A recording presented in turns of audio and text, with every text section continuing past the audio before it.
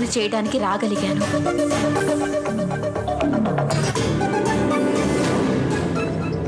నేనిప్పుడు నా చెల్లి కోసం ఏం చేయడానికైనా సిద్ధంగా ఉన్నాను. మాట్లాడరేంటండి, మీరైనా ఒప్పుకోండి. వాడే మాట్లాడతాడు. నువ్వు భారీగా ఉన్నప్పుడే నీ వేలు కూడా తాకనివాడు. ఇప్పుడు నువ్వు బుగ్గన చుక్క పెట్టి పెళ్లి కొడుకుని చేయడానికి ఎలా? నాన్న,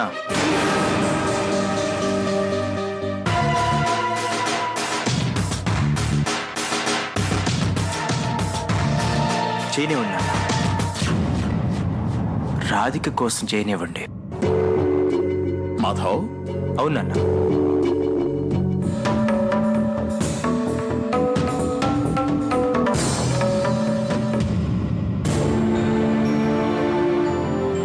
ఇప్పుడు నాకు తృప్తిగా ఉంది, చాలా సంతృప్తిగా ఉంది. మరి నేను ఇంత కష్టపడి మిమ్మల్ని అందరినీ ఒప్పించి పెళ్లి కొడుకుని చేశాను కదా, మరి దక్షిణ ఎవరు?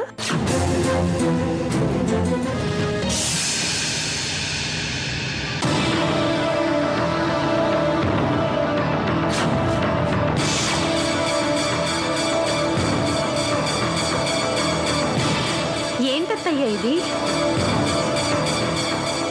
మీది ఎంత గొప్ప వంశం!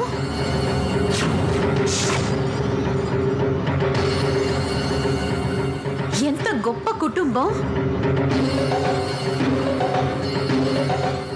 మరి దక్షిణ కూడా అంత గొప్పగా ఉండొద్దు?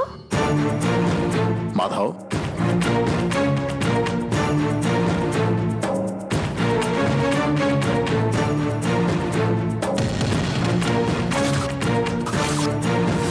మరి ఇంకేం కావాలి చిన్న కోడలా?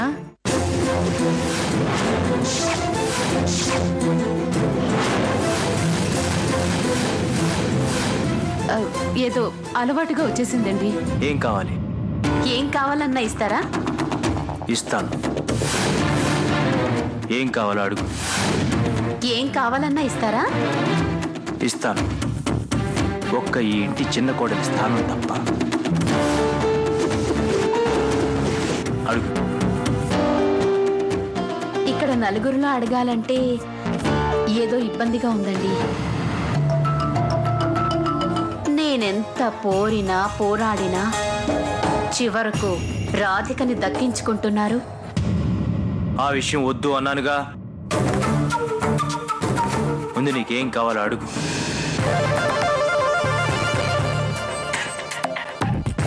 నాకు లక్ష్మే కావాలి. ఎందుకంటే నాకు మొగుడు లేడుగా పోషించడానికి. ఆగు.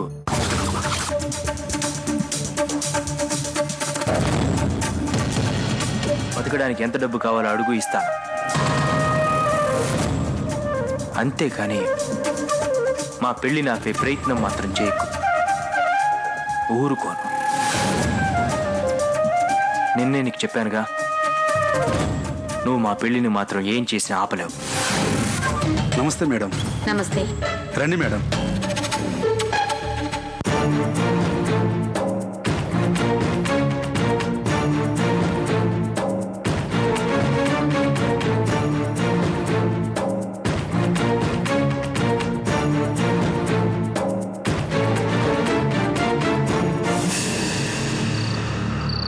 ఏంటమ్మా ఈ హడావిడి? రేపు పొద్దున అక్కను పెళ్లి కూతుర్ని చేస్తున్నారు కదా పెద్దనాన్న, అందుకే గాజులు సెలెక్ట్ చేయడం కోసం అక్క దగ్గరికి వెళ్తున్నాం.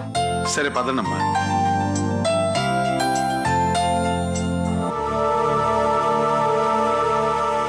సునందా, ఏంటి సునంద అంత పరధ్యానంగా ఉన్నావు? ఏమైంది? ఏం లేదండి. నిజం చెప్పు. రాధిక సంతోషంగా ఇంట్లో అడుగు పెడితే మనందరికీ సంతోషమేనండి. అలా కాకుండా చెప్పు సునందా.